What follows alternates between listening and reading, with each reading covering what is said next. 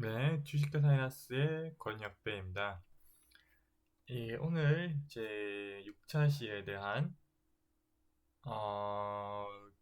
문제풀이를 진행할 예정이고요. 저번 수업과 동일하게 이제 1분 대기 후 문제를 읽고 풀어보는 건데 오늘 같은 경우에는 저희가 설명 안 드린 부분들은 제가 그냥 설명을 드리고 여러분들이 풀 수 있겠다 생각되는 부분들은 문제를 풀이하는 방향으로 진행하겠습니다.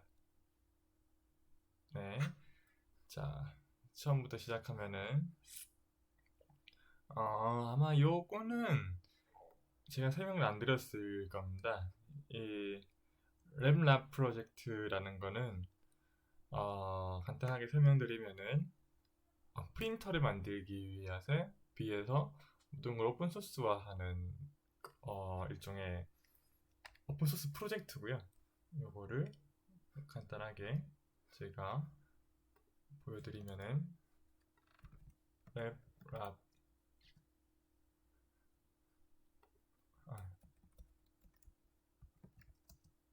프로젝트라는 요 UML ORG라는 게 있습니다.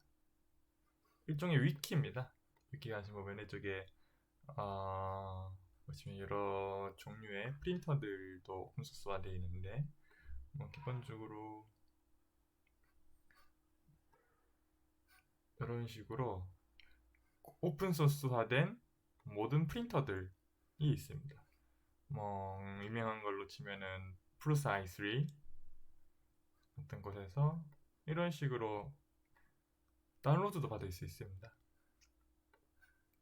모델들을 다운받을 수 있고 하기 때문에 사실 이런 공유적인 프로젝트들 덕분에 이런 3D 프린터가 일반인들에게 많이 활성화된 거고요.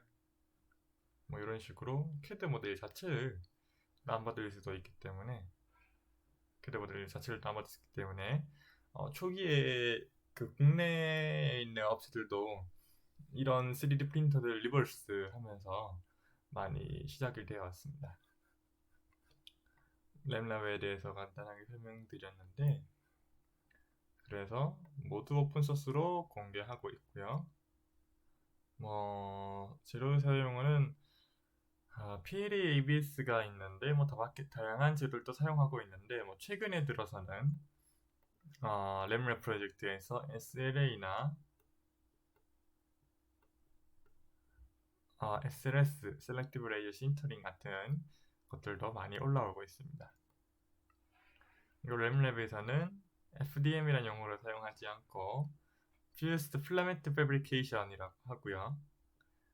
필라멘트를 사용하는 경우도 있고 그 펠렛 원료를 사용해서 스크류를 뽑아내는 방식도 있기 때문에 일반적으로는 이 ASTM 상에서는 FDM Fused Diffusion Modeling 이라고 부르는데 램랩 상에서는 Fused Filament Fabrication 혹은 Fused Pellet Fabrication이라고 많이 부릅니다. 그리고 오픈소스의 가장 큰 특징들은 가격이 저렴하다는 거죠. 그렇기 때문에 고가형 장비들은 안 한다는 거. 그래서 4번이 정답이란 겁니다. 이런 문제는 나오지 않을 것 같은데 일단은 풀어는 봤고요.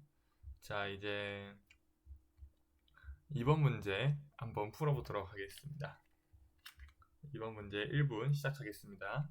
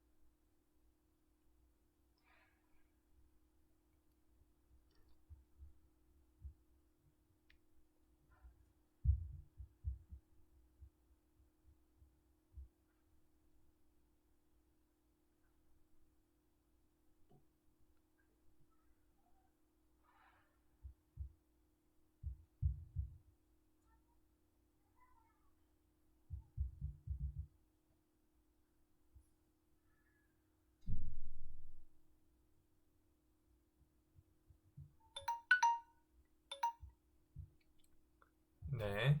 자, 다음 문제는 PLA 소재의 플라스틱에 대한 것으로 틀린 것은 이라고 합니다. 자, 제가 뭐 여러 번 말씀드렸지만 옥수수 친환경 재료라고 했죠. 옥수수 전분을 이용해서 만든. 그리고 녹는 점이 상대적으로 다른 소재들, ABS나 폴리카보네이트 같은 소재들보다 낮고 열수축 현상이 없지는 않는데 뭐 법령적으로는 일반인들 생각에서는 없다고 볼 수 있습니다. 그리고 내구성이 좋지 않으며 강도가 떨어지고요. 가격은 고가이다라고 하는 게 상대적인 ABS를 기준으로 했을 때 고가인 건 확실합니다.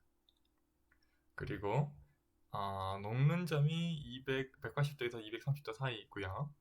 그 다음에 보통 레이어 두께는 0.1이고 뭐 치수 정밀도는 0.2에서 0.5 정도 되는데 뭐 이건 사실 레이어 두께, 그러니까 재질보다는 어찌 보면은 장비에 좀 지배적인 요소이기 때문에 일단 법령적으로는 3번도 맞습니다. 그래서 4번은 가열할 때 냄새가 나기 때문에 이거는 저번에 말씀드린 ABS의 특징이었죠. 그렇기 때문에 답은 4번이고요. 하지만 소재 전문가들이 봤을 때 사실 뭐 딱히 명확하다, 정답이다 라고 보기에는 사실 좀 난해한 부분들이 있는데 일반적인 시각에서 봤을 때는 4번이 정답이다 라고 볼 수 있습니다. 그 다음에 3번, 가격이 저렴하고 유독가스를 제거한 석유 추출물을 이용해서 만든 재료로 가열할 때 냄새가 나기 때문에 출력 시 환기가 필요한 3D 프린터 소재는 이거 바로 위에서 설명드린 부분인데 1분 시작하겠습니다.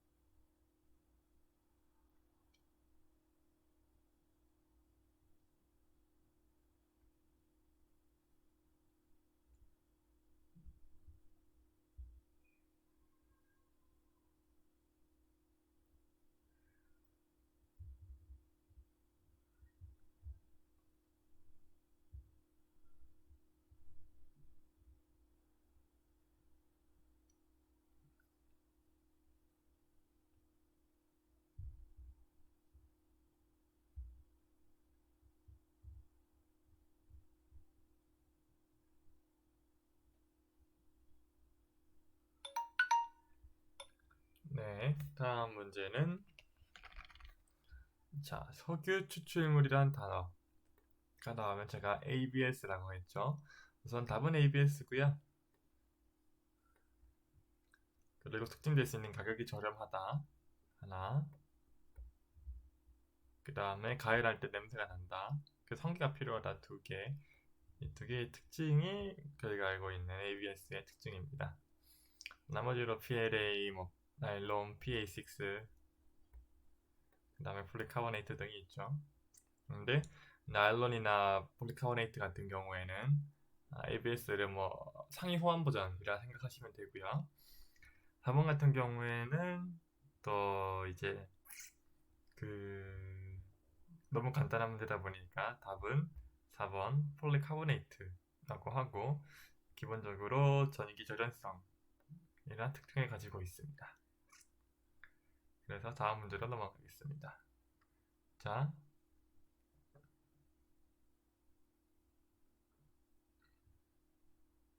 5번은 이렇게 잠시만요. 답이 나와 있는데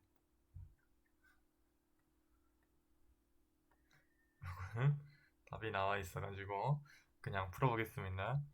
출력 후에 출력물을 담그면은 서포터가 너가 원하는 형상만 남아 다양한 형상 제작이 용이한 3D 소재는 PVA 소재고요. PVA 소재는 물에 분해된다고 했죠. 물에 분해된다고 하고 이거를 이게 오로솔로블 하다라고 부르기도 합니다. 물에 분해된다. 그래서 이 물에 서포터라는 단어가 아마 들어있으면은 PVA라는 거 기억해 주시면 되고요. 6번 풀어보겠습니다. 내마모성이 우수한 고무와 플라스틱의 특징을 고루 갖추고 있어 탄성, 투과성이 우수하고 마모에 강하고 탄성이 뛰어나 휘어짐이 필요한 부품에 사용되는 소재는 1분 시작하겠습니다.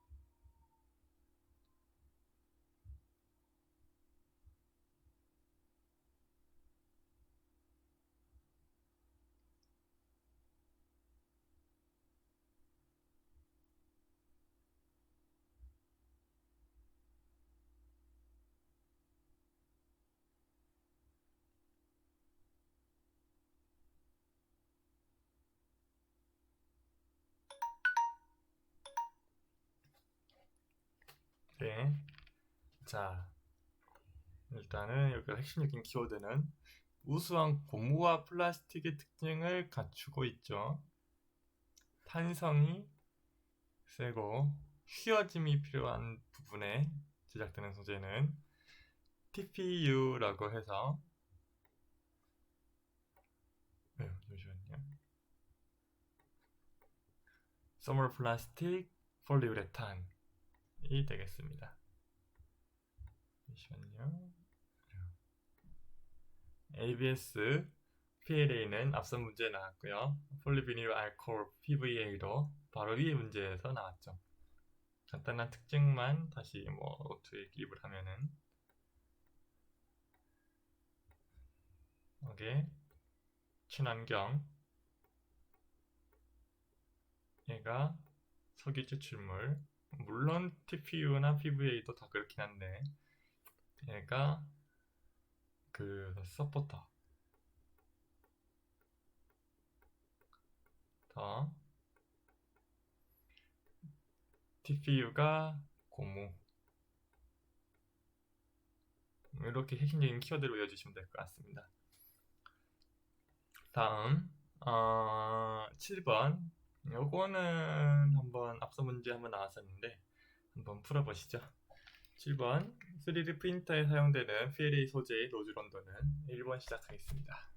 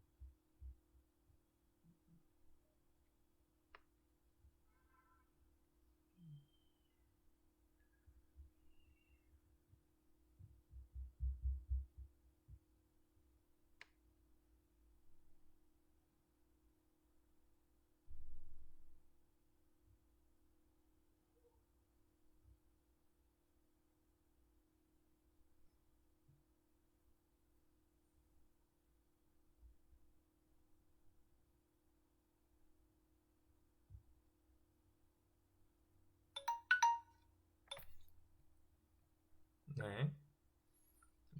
프린터에 사용되는 PLA 소재의 노즐 온도는 이라고 되어 있습니다. 자, 그러면은 기본적으로 낮은 온도에 가능하다는 그 PLA 특징이 있었었죠. 그럼 제일 낮은 온도인 180에서 230도가 되는데 물론 PCL이라는 소재도 있습니다. PCL 얘는 한 60도 정도 되고요. 자, 그러면 PLA가 왜 180도에서 230도냐에 대해서 좀 더 깊게 한번 들어가 보자면은 PLA의 멜팅 포인트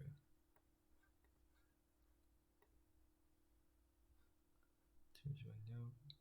PLA의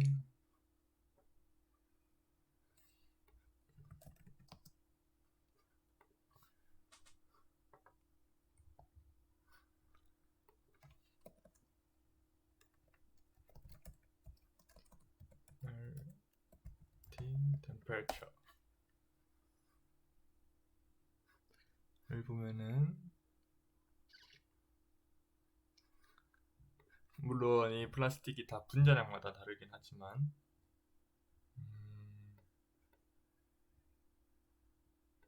네, 이런 전문들을 보면은 180도에서 220도라고 적혀있네요. 방금 전에 랜덤 사이트네요. 네, 글라스 트랜스레이션 템퍼처 같은 경우에 유리전의 온도라고 약간 물렁물렁해지는 식입니다. 그렇기 때문에 뭐 이런 식으로 확인할 수 있고요. ABS는 몇 도일까요? ABS는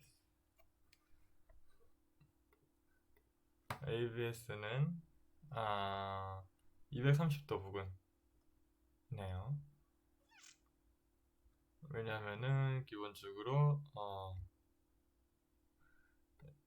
여기 ABS는 기본적으로 비정지라 가지고 엄밀히 말해서 넬핑 포인트가 없지만 230도에는 비슷한 고동을 보입니다. 뭐 이런 것까지 깊게 알 필요는 없을 것 같고, 좀 도움될 만한 자료가 있을까요? 네, 뭐 이런 논문들만 봐도 사실 230도, 180도라고 적혀져 있다 보니까 이런 부분들을 인용하셔도 충분히 가능할 것 같고요.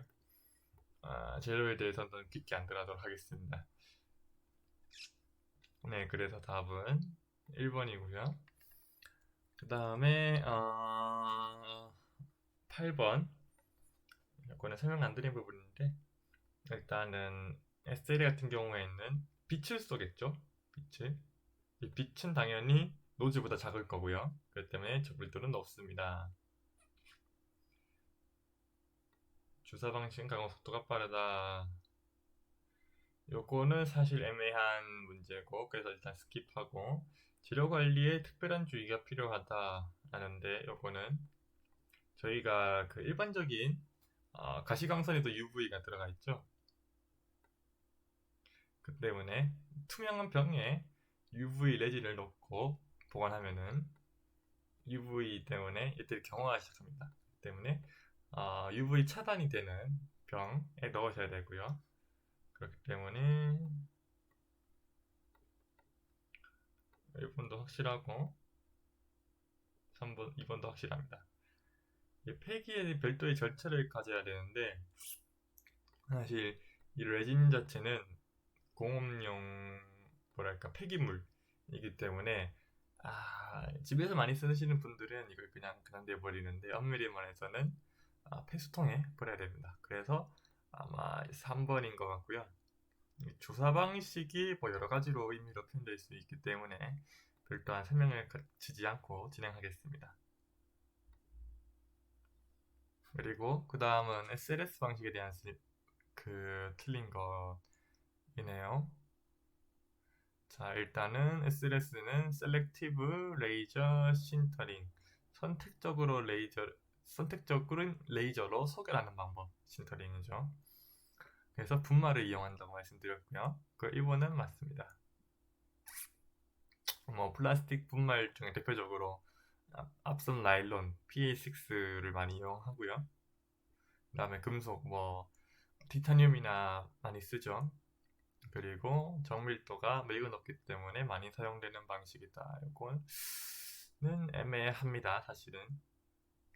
그리고 분말 속에 출력물을 제작하기 때문에 별도의 서포터가 필요하지 않지만 후과정이 번거롭다. 이것도 맞는 말이네요. 예를 들면은, 그러니까 서포터가 이렇게 T자가 있으면 쌓아야 되는데, 분말은 레이저를 이쪽에 경화시켜도 밑에 분말이 이렇게 가득 차 있기 때문에 당연히 서포터가 필요 없고, 후과정은 뭐 사실 이 부분들을 다 꺼낸 다음에 에어로 날려줘야 되는 부분에 있어서 조금 번거롭긴 한 것 같습니다. 그래서 3번도 맞는 것 같고, 재료의 가격이 비쌉니다. 왜냐면은 이 소교를 할 때 이런 식으로 입자가 붙지 않습니까? 그 얘가 나노 사이즈가 되면은 더 치밀한 구조를 가질 수 있겠죠. 그래서 4번인 것 같고요. 그 다음에 정밀도가 매우 높기 때문에 많이 사용한다. 이 부분에서 아마 일반인들이 많이 사용한다, 아니면 산업장에서 많이 사용한다라는 오해의 소지가 있는 발언이기 때문에 아마 2번이 문제가 아닐까 이 답의 문제가 아닐까 싶습니다. 그 다음으로 10번 메타리얼 제팅 방식의 3D 프린터로에 대한 설명으로 틀린 것은 봅시다. 재료는 당연히 액상 생태의 광경화 수지를 이용하고요. 정밀도가 매우 높다라는 것은 애매한 방식이고, 습도가 권장된다, 에어컨 시설이 필요하다. 요거는 사실 분야마다 다르기 때문에 이 문제는 넘어가도록 하겠습니다. 애매합니다. 그 다음에 11번은 이제 풀 수 있겠죠. 11번 1분 동안 풀어보도록 하겠습니다.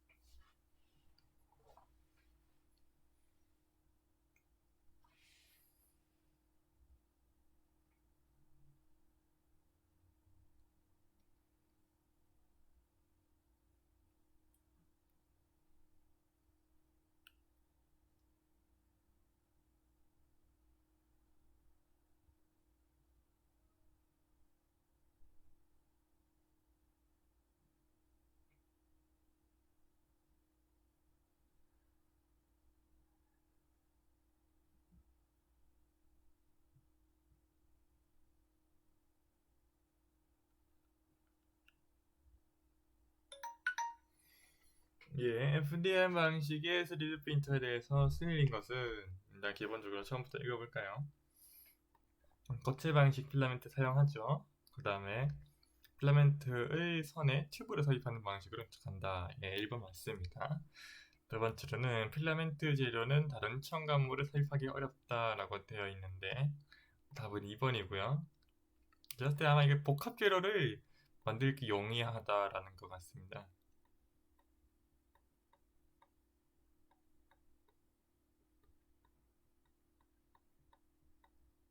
읽어보셨겠지만 3번, 4번도 맞는 재료고요. 이 복합 재료를 만들기 용이하다는 거는 기본적으로 필라멘트의 원료 한번 볼까요?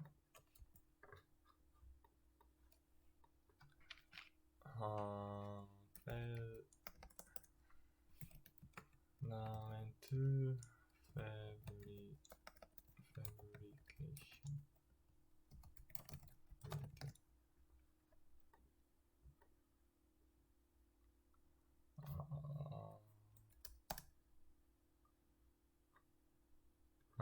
필라멘트 익스루딩 머신.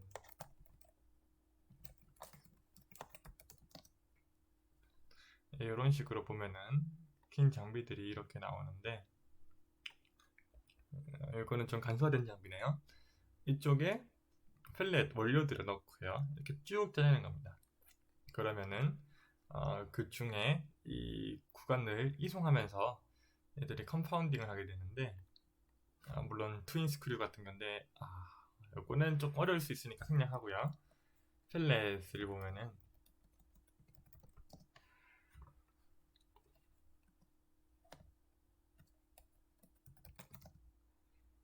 이런 식으로 알갱이들이 있습니다. 알갱이들. 여기에 저희가 뭐 무기물, 마그네슘, 뭐 금속, 타이타늄이나 마그네슘이나 아니면은 글라스 파이버, 아니면은 뭐 그래픽 파이버들 넣고 그냥 이 펠레타이징이라는 걸 하거든요. 그러면은 뭐 걔들이 스크류 돌아가는 도중에 섞여가지고 만들어지는데, 요거는 뭐 Q&A 때 궁금하신 분이 있으면은 좀 더 자세히 설명드리고요. 그래서 좀 쉬운 편이긴 합니다. 네. 그렇기 때문에 이 필라멘트 재료는 다음을 첨가하기 어렵다라고 볼 수는 없고요. 요거는 Q&A 때 어떤 분이 질문 주시면은 좀 자세하게 설명을 드리겠습니다. 그 다음에 12번 레진 재료에 대한 설명으로 틀린 거는 기본적으로 SLA 방식 프린터에서 많이 사용되는 재료죠. 왜냐하면은 SLA는 UV 레진, 즉 포토폴리머, 광경활성 수지밖에 사용을 못하기 때문에 1번은 아니고요.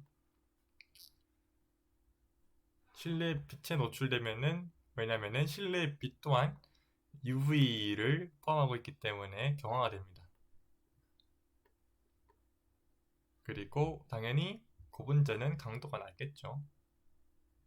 내시제품 생산에 주로 사용되고요.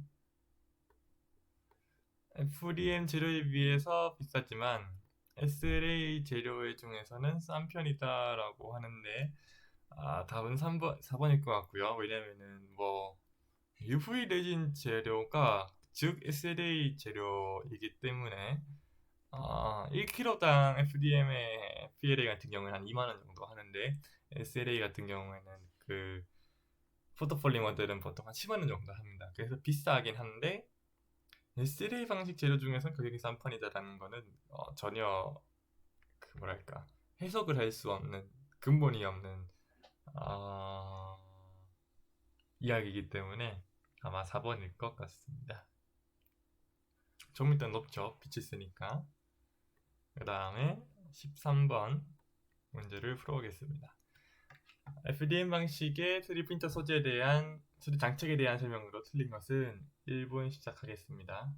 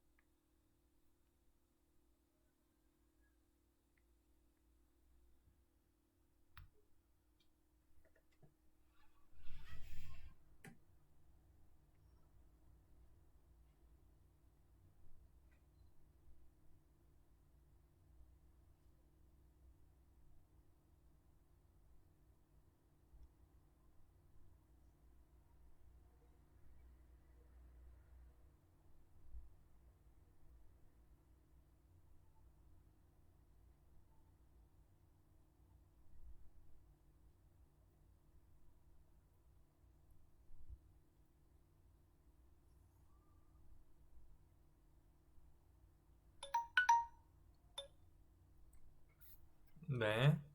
자, 처음부터 읽어보면은 재료를 터출헤드에 직접 장착하고 터출헤드의 구동 모터에 노즐이 도달해 일정 온도에 용량되어 재료가 터출된다. 1번은 맞는 얘기죠. 그리고 2번도 아까 전 문제에 나왔던 거랑 같이 맞는 얘기죠. 그리고 필라멘트 재료는 다른 첨가물에 살펴기 용이하다. 복합재를 만들기 쉽다.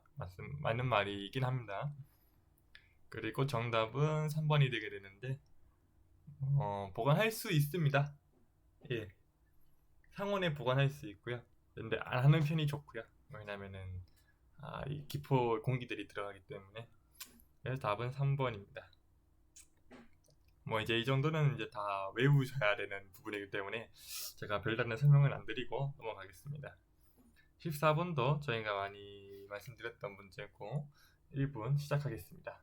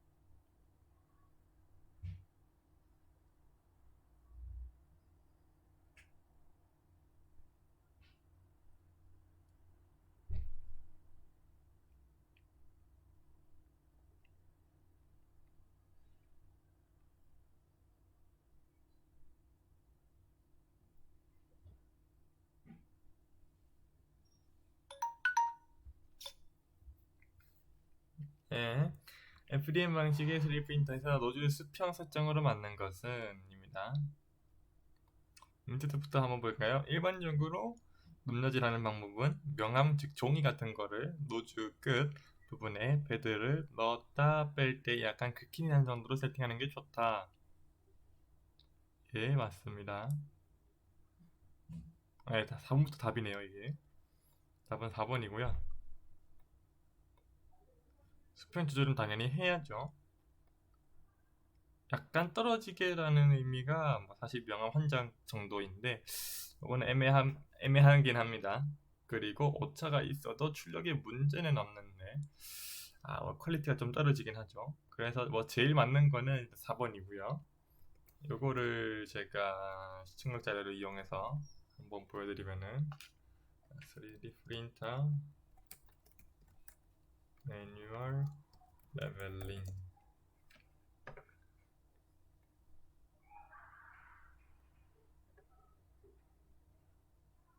한번 볼까요? 페이퍼 레벨링이라고 해볼까요?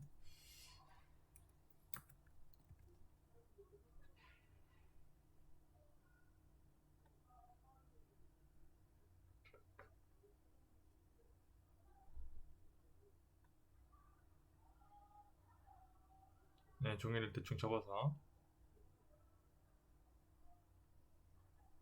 끝에 긁히는지 확인해보고 밑에 있는 노브를 돌리죠. 요 밑에 있는 노브를 긁힐 때 그때 멈춰주는 겁니다. 너무 하셔가지고 다시 풀고 있네요. 이런 식으로 네 방향을 전부 다 맞춰주는 겁니다. 자, 그렇기 때문에 예, 4번이 정답입니다. 그 다음에 15번 노즐 막힘 현상을 해결하는 방법으로 틀린 것은 1분 시작하겠습니다.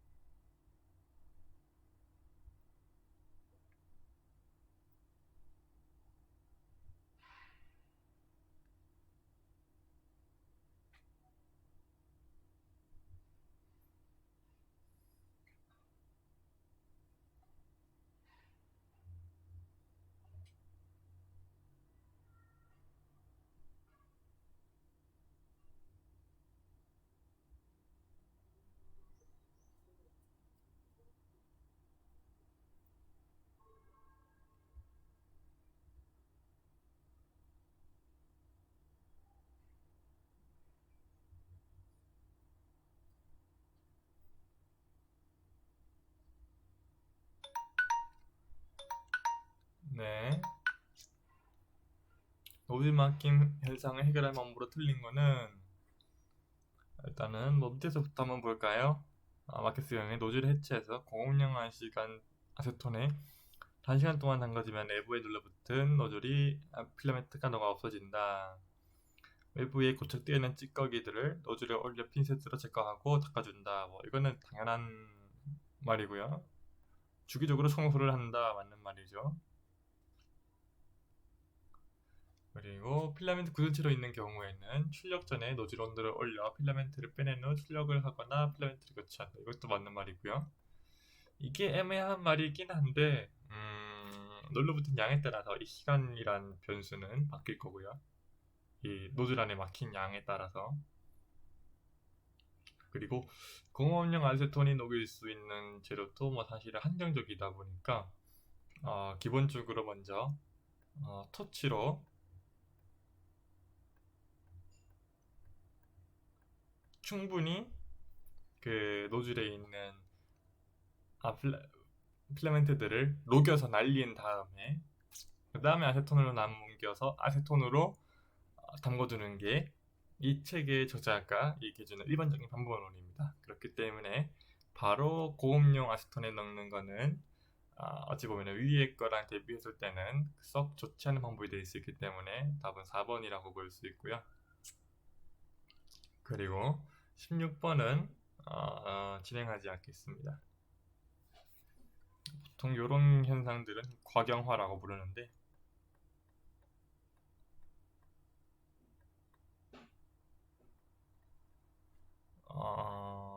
아마 3번일 것 같습니다. 이 책마다 다 저자의 그 단어 선정이 달라가지고 부분들은 넘어가고요. 네, 그 다음으로 네, 이 슬라이드군요.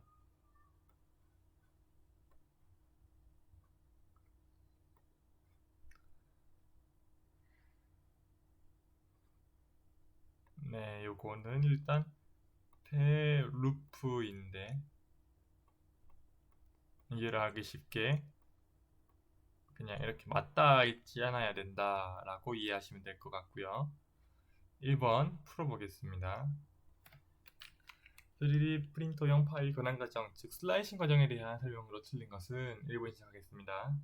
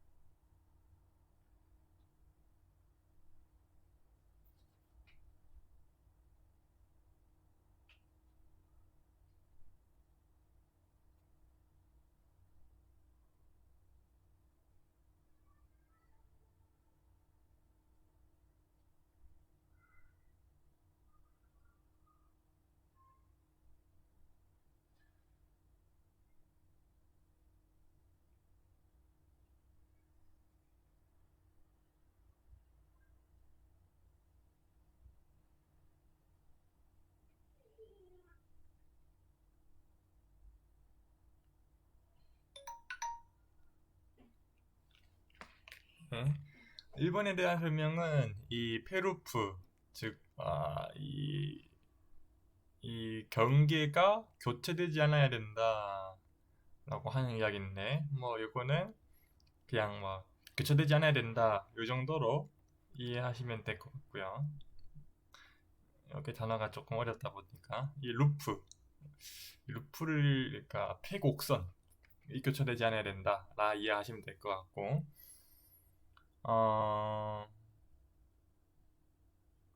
2번은 층 두께 사이에 놓이는 평평한 면에 대한 보정도 함께 이루어져야 된다 라고 되어 있고 3차원 제품을 제작하기 위해서는 슬라이싱에 의한 3차원 단면 데이터가 필요하다. 2차원 단면 데이터를 합친 거죠. 그리고 가변적인 층 두께에 의한 슬라이싱 할 경우 두께에 따라 가공 속도, 형상 보존량이 공정히 갈라져야 하므로 고정된 두께로 슬라이싱이 된다 라고 하는데 이게 사실 애매한 문제이긴 합니다. 그래서 이 문제를 주의 깊게 보시는 게 좋을 것 같긴 한데 그중 이유가 가변적인 슬라이싱 층 두께로 슬라이싱을 기본적으로 할 수 있는 프로그램이 제가 알기로는 없습니다. 그렇기 때문에 이거는 불가능한 이유가 사실 이 공정이 다 달라야 되기 때문에 고정된 두께로 슬라이싱을 하는 이유입니다. 그래서 아마 답은 3번 아니면 4번이 아닐까라고 합니다. 근데 뭐 저자가 원하는 답은 사실 3번이겠죠. 왜냐하면은 3차원 제품을 제작하기 위해서는 슬라이싱, 즉 잘라진 2차원 단면 데이터가 필요하기 때문에 아마 답은 3번일 겁니다. 하지만 4번도 애매하다는 점은 이해하시고 해야 될 거고요. 그 다음에 3D 프린터에 사용되는 G코드에 대한 설명으로 틀린 것은 2번 시작하겠습니다. 1분.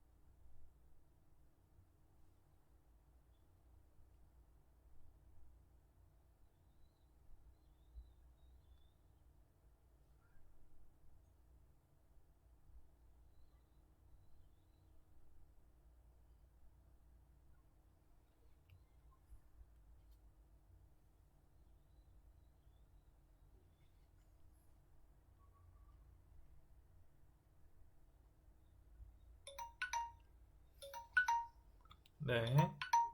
프린터에 사용되는 G코드 파일에 대한 설명이 틀린 거는 이거는 설명 안 드린 내용이 있는데 일단은 기본적으로 한 4번부터 풀어볼까요? 준비 기능 G라고 하고 보조 기능, 기타 기능 요거는 아니고요. 기타적인 기능으로는 FST가 있다 라고 되어 있는데 뭐 엄밀히 말하면은 맞는 말입니다. 네. 이렇게 이 G01 이런 거를 준비 기능이라고 말하기도 합니다.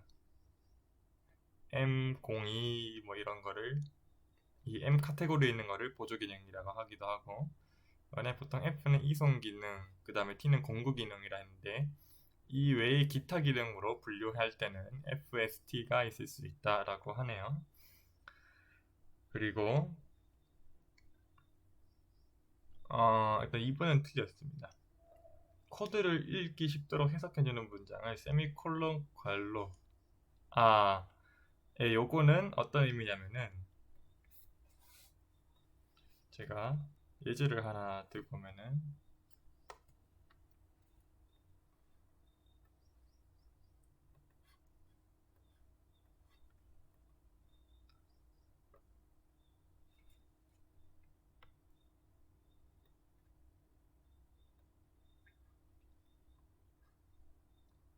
네 여기 보이시는 이 세미콜론들 있죠? 그리고 보시면은 G28 Home All Access라고 되어 있는데 G28까지는 코드인데 이 뒤에 있는 세미콜론 이거는 약간 주석입니다. 그래서 주석으로 쓸 수 있다 이렇게 이해를 할 수 있고요. 그 다음으로 네.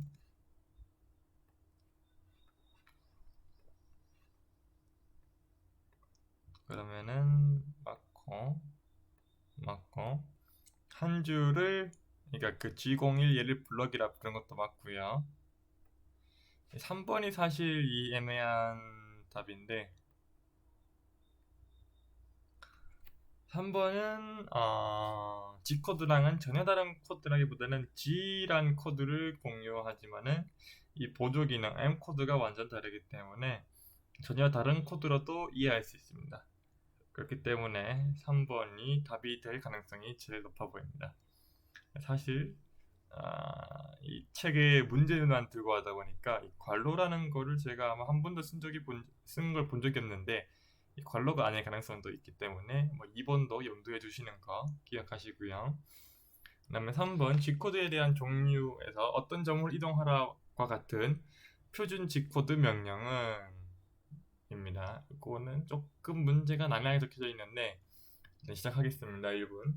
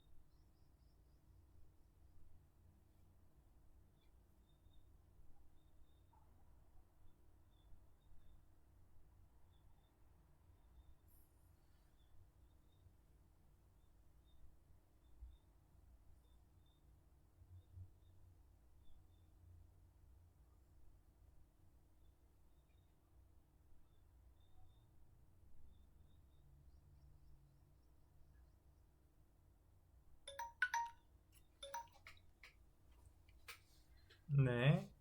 G코드 종류 중에서 어떤 점으로 이동하라 라는 거는 뭐 G00이나 G01 같은 코드가 되겠죠. 자, 이 문제를 조금 파악해 보면은 이런 그 지오메트리에 관련된 코드들이 어떤 대분류군, 즉 G, M, S, T 중에 어떤 대분류군에 들어가 있는지 찾아보라는 얘기입니다. 그래서 1번 지오메트리, 형상 관련된 코드는 지오메트리고요. 그다음에 머신인 코드, M 코드 같은 경우에는 뭐 M104 같은 코드가 되겠죠. T 같은 경우에는 이런 보조 코드고 M104, S125, T1 뭐 이런 식으로 쓰일 수 있겠죠. S도 보조적인 코드들이고요. 그렇기 때문에 답은 1번 G가 될 겁니다. 이 N에는 그냥 이면의 숫자입니다. 뭐 G, 100 이런 코드도 있을 거니까 이런 N으로 쓴 겁니다. 그냥. 그리고 4번에 대한 문제를 풀지 않고 XY 표면에 대한 설정에 대한 코드는 이런 것들은 사실 거의 안 나오기 때문에 외우실 필요 없습니다. 그리고 5번 풀어보도록 하겠습니다. 좌표를 기계의 원점 기준으로 설정에 대한 G코드는 기계의 원점 기준입니다. 자, 그러면은 5번 1분 시작하겠습니다.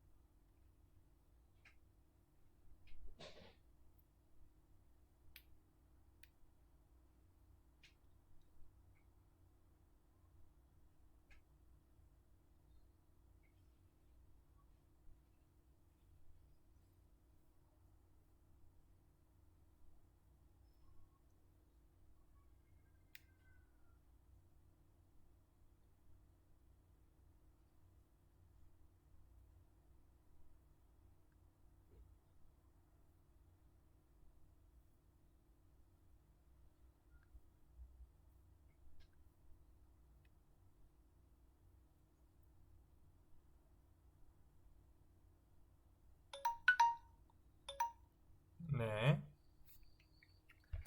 원점을 기준으로 설정에 대한 코드는 라고 되어 있는데 이런 말들을 이해하지 못하겠다면은 사실 이 문제들에서 유출할 수 있습니다. 이 답변 중에서.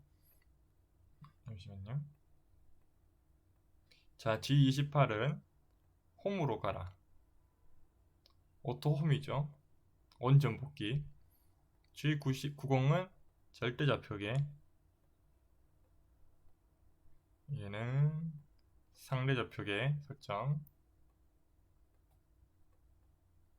얘는 현위치 설정이고요. 현좌표 설정. 자, 그러면 이 중에서 가장 원점 기준, 좌표를 기계 원점 기준으로 하는 말이 제일 잘 어울리는 거는 사실 이 절대좌표계죠. 모든 좌표들이 기계 원점을 기준으로 움직이는 거니까요. 그렇기 때문에 답은 5번이 될 수 있고요. 만약에 좌표를 현 위치를 원점으로 한다라는 거는 상대좌표계 G91이 되겠죠. 그 다음에 여기 6번은 넘어가도록 하고 7번을 풀어보겠습니다. 7번 1분 시작하겠습니다. 압출기 온도 설정에 대한 코드는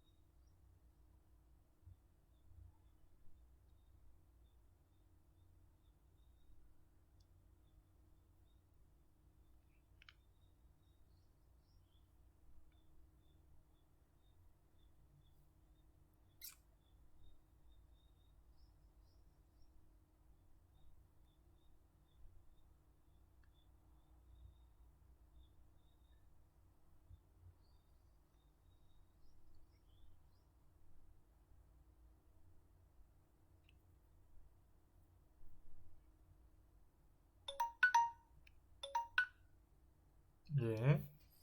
압축이 온도 설정은 뭐 이제 이건 외우셔야 됩니다. AM104. 그리고 앞선 6번 문제에 대한 경우에 이런 뭐 난해한 코드들이 많지 않습니까? 사실 이런 거는 저희가 이 제조사마다 다르기 때문에 보통 펌웨어 사이트를 많이 가야 됩니다. 보통 프린터 펌웨어로 많이 쓰고 있는 멀린이라고 하죠.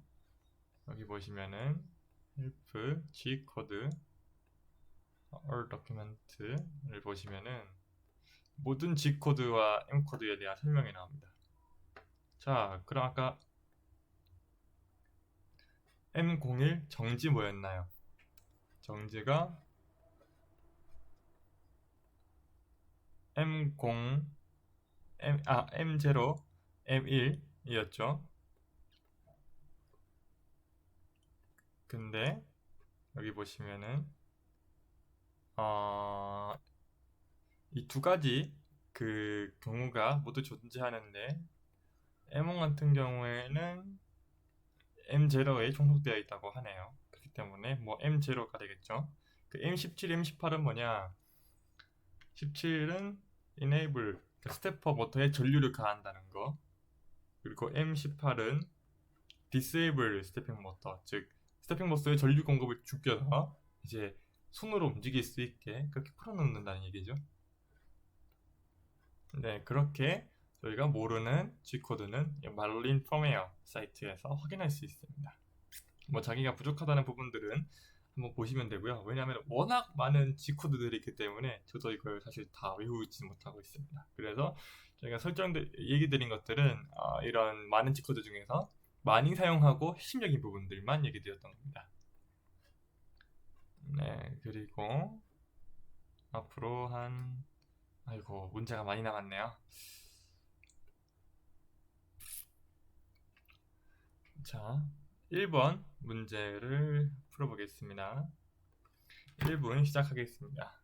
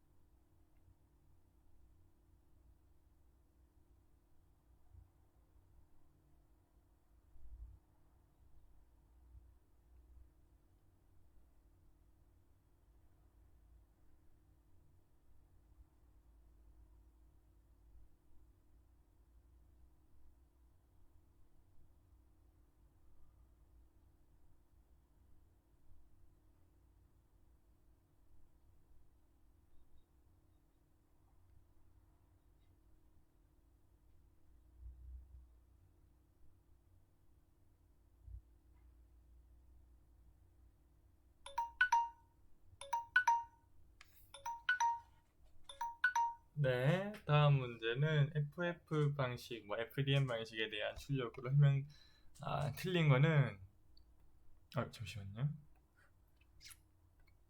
네, 일단 너무나 당연하게 열과수성 수지를 투입하고 노즐 램프에서 가압돼서 노즐 출구로 토출되죠. 그 다음에 압출 후 노즐 출구 단면 형상과 유사한 형상을 유지할 수 있는 재료. 뭐 예를 들면은 이렇게 노즐에서 짜왔는데 막 엄청 부푼다. 뭐 이런 재료가 아니라면 대부분 적용이 가능하고요. 그 다음에 압출 노즐에 토출되는 재료는 압출헤드와 성형판, 즉 베드 아예 상대 운동을 통해서 각 단면 형상, 즉 이 층층, 이 단면, 이 3D의 슬라이스된 단면이 만들어지며 모든 층의 반복이 적정되어 3차원 형상이 만들어진다라고 되고요. 대부분 노즐 재료는 노즐을 통해 압출이 될 수 있도록 액체 상태로 압출 노즐에서 터출되면서 형태가 변화한다라고 되어 있는데 이게 사실 애매한 단어입니다. 일단 답은 4번이고요. 액체라고 볼 수는 없고요. 아, 점탄성을 가진 상태이기 때문에 사실 이 고체랑 액체 사이에 그 어디에 있는 상태이기 때문에 액체 상태라고 볼 수는 없습니다. 이 점탄성 유체라고 표현하긴 하거든요. 근데 이런 부분들이 어렵다 보니까 이 액체는 아니라는 거 많이 이해할 수 있으시면 좋을 것 같고요. 그 다음에 2번 문제를 풀어본다면은 사실 이거는 좀 잘못된 문제이긴 합니다. 왜냐면은 모터를 저희가 이렇게 모터 있고 기어가 있고 뒤에 베어링이 있고 이렇게 밀어서 넣죠. 이 모터는 사실 돌아만 가면은 상관이 없습니다. 목적은 이 회전 운동을 직선 운동으로 바꿔주는 거기 때문에 사실 이 기어만 달릴 수 있다면 어떤 모터든 상관이 없습니다. 그래서 저는 예전에 서버모터를 통해서 이 압출기 만든 적이 있었거든요. 그럼 당연히 들어갈 때의 부하가 엔코더에서 피드백이 되기 때문에 좀 더 모니터링도 간편한 부분도 있었습니다. 하지만 일반적인 프린터의 이 익스루더는 그 스태핑 모터이기 때문에 아마 저자가 원하는 답은 1번일 것 같습니다. 그 다음에 3번 문제 풀어보도록 하겠습니다. 1분 시작하겠습니다.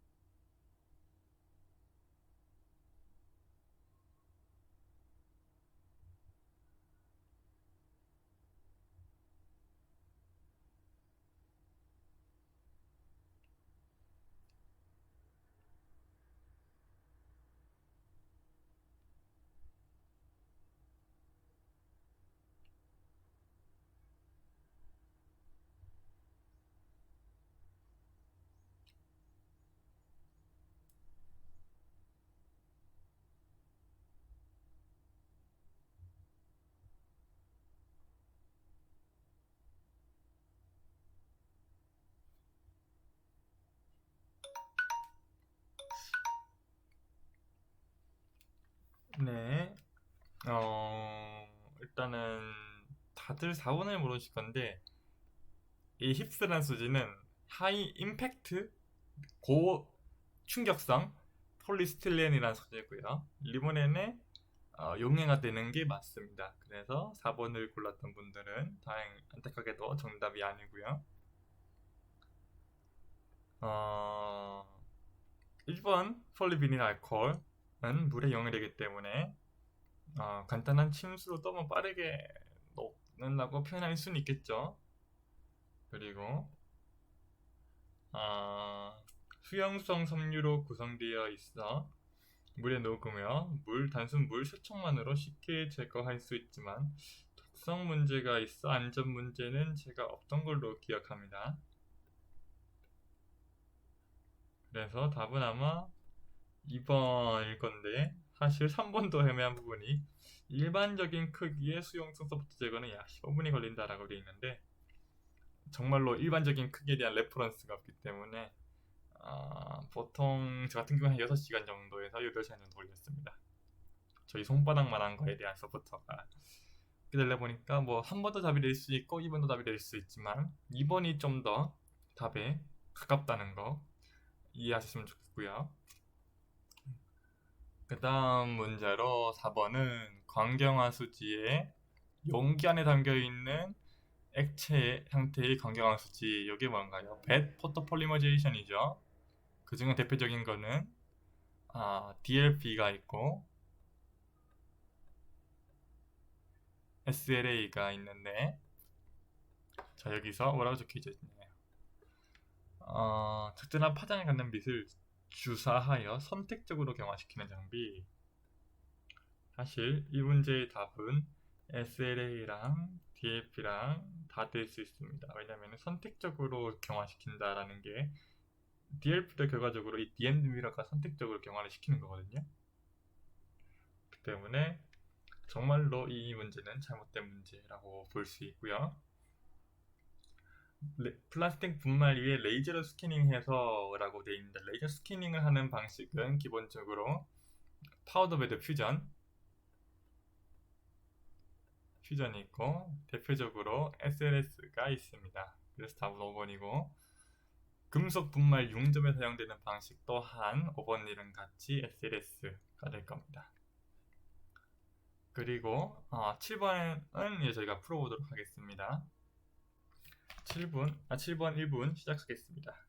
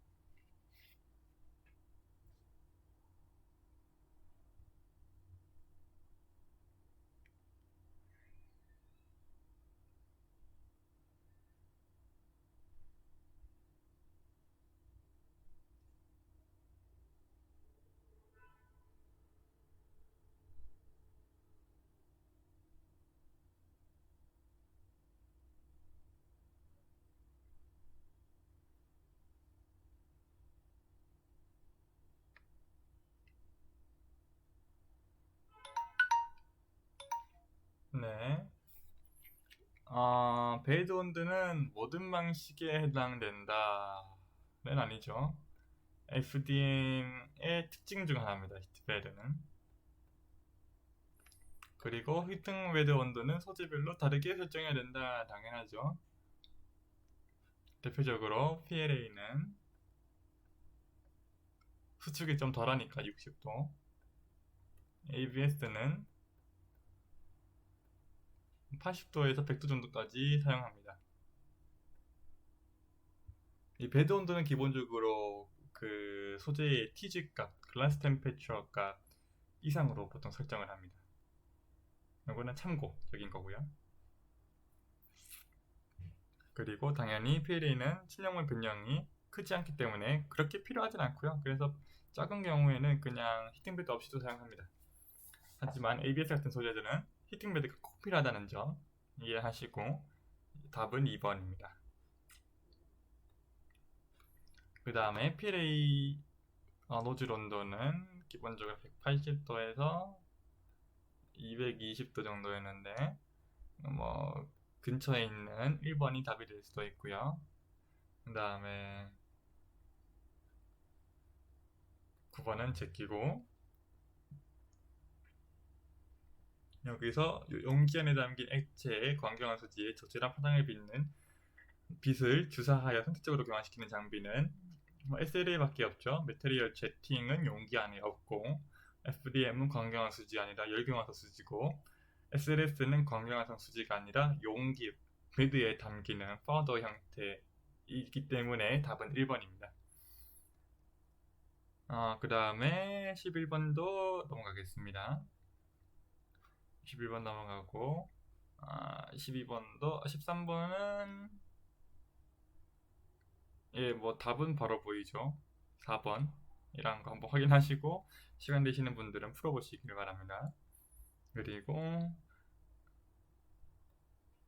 요것도 넘어가겠습니다. 그리고 네. 뭐 사실 답은 2번인데 이것도 넘기고 저희가 시간을 그래서 뭐 딱 맞춰서 있는데요. 오늘도 저번과 같이 4시 45분에 Q&A 시작하도록 하겠습니다. 감사합니다.